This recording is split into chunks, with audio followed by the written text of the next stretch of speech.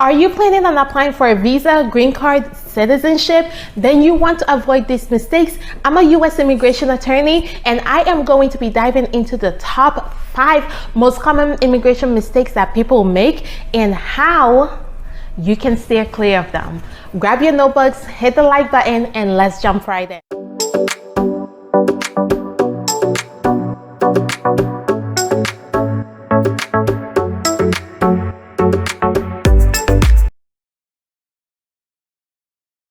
Mistake number 1 that people make is filing the wrong form or visa. All right, when you are trying to figure out what visa do you need to apply for, the U.S. Department of State website is your best friend because it will tell you all the different types of visas so that you can tailor your visa to the reason you want to come to the U.S. And then when you figure out your visa or what you want to apply for, then you need to make sure that you are filling out the right forms. USCIS has all their forms on their website. Department of State has all the forms that you would need for the embassy on their website. So please do not file the wrong form or apply for the wrong visa. The second mistake that people make is not including the required documents. For every type of visa or immigration form that you are filling out, there are required supporting documents that you're supposed to send in with the form or bring to your interview. So if you are filing an application with USCIS, most of the time, the form's instructions will tell you that there are required initial documents that you need to send in. If you just send in the forms without those initial required documents, guess what's going to happen? USCIS is going to delay your case by sending you a request for evidence. The request for evidence is going to take time for you to send it back in, and all that time have been wasted. So you want to make sure that you are sending in the required documents up front so that USCIS can actually process your forms. Now, if you are going to an interview, they also tell you the required documents that you need to bring to the interview, whether you're going to a USCIS interview or an interview at the embassy. So please make sure that you take the required documents to your interview as well. The third mistake that people make is missing or completely ignoring deadlines. There may not be a deadline for you to apply. If you're applying for the diversity visa program and you won, guess what? There is a deadline for you to file for your visa. So you need to make sure that you keep track of your timelines and deadlines, okay? If you get a request from for evidence from USCIS, make sure you put it on your calendar, because guess what's going to happen? You're going to forget, okay? If you don't put it on the calendar, if you don't set reminders, you're going to forget. And then what's going to happen? USCIS is going to assume that you no longer want to move forward, and they're going to make a decision based on what they already have on file for you. And you don't want that. If they're asking you for more documentation, if they're asking you for specific documents, that's because they need those documents to make a final decision. And if they don't get the documents, they're just going to make a decision without, which is usually a decision not in your favor. So do not ignore or miss deadlines when it comes to your immigration case. By the way, if you are getting value out of this video, please hit the like button and subscribe if you want more videos like this. The fourth common mistake people make is not preparing for their interview.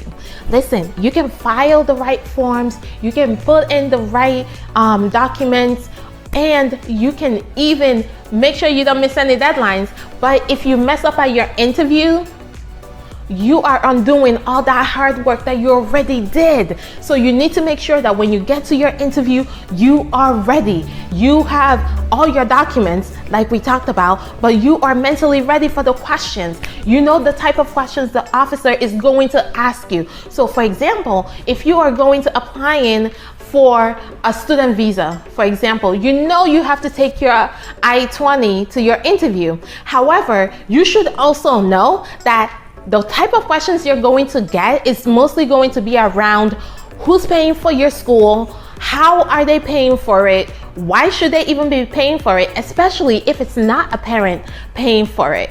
Okay, so you need to be prepared for the type of questions that can come up. How do you figure out the type of questions? If you're doing a marriage-based case where you want to get a green card through marriage, I have a whole video that I'm going to link where you can see the type of questions. I literally go through the type of questions that USCIS or the embassy may ask you at your interview. It is so important that you are prepared, you know the type of questions to expect so you're not surprised, and that you have techniques to calm yourself down in case you get too nervous. I have seen clients shaking, trembling. It's okay, but you also need to know that you have to calm down in order to properly hear the officer's questions and answer the question. So have a technique to calm yourself down. Even if you have to stop and take a deep breath and answer the question, that is okay. You just need to make sure that you are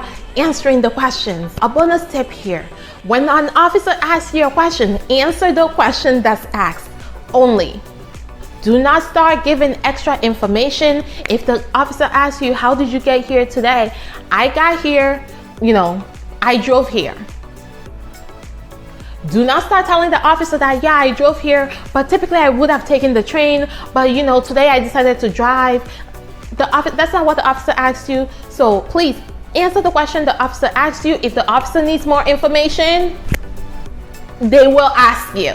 The fifth mistake people make is one that I'm going to tell you, but you're going to give me a side eye, okay? Most people give me a side eye when I say this, but I'm still going to tell you so that you don't make the same mistake, which is overlooking the importance of having a legal support, right? Having a lawyer in your corner to basically help you navigate through this complex, unfamiliar territory that is the U.S. immigration law system. That can be so beneficial to you so that you don't feel that you are going through this alone, okay? That is the worst feeling, to not be sure what form you need to fill out, what documents you need to include, missing deadlines, not being able to prepare for your interview because you don't even know what to prepare. Well, guess what? That's what your lawyer is for, right? We make sure that we fill out the right forms. We make sure that you give us the right documents, and we make sure that you don't miss any deadlines because we remind you of your deadlines and we help you meet those deadlines. We prepare you for your interview so that you are prepared with your documents, you know the type of questions to expect, and we try to help you figure out ways to calm yourself down so that you are not nervous or too shaky during the interview. Bonus tip about required documents, all right? So if you are getting a document from a foreign country, which is most immigrants, right? You're getting a document from your home country and you're not sure if it's the right document. Is this, should I get the short form of the birth certificate or the long form? Which one is it? Well, the U.S. Department of State has a reciprocity chart. It's basically a place where you can go, click your country, see what exactly they want. So for birth certificates, for example, some countries, like I said, have a short form and a long form. USCIS embassy typically want the long form. So on there, it will tell you exactly which one they want, where to get it, and what the process is of getting it, okay? So the U.S. Department of State's reciprocity chart is your best friend when you are trying to put together the required documents.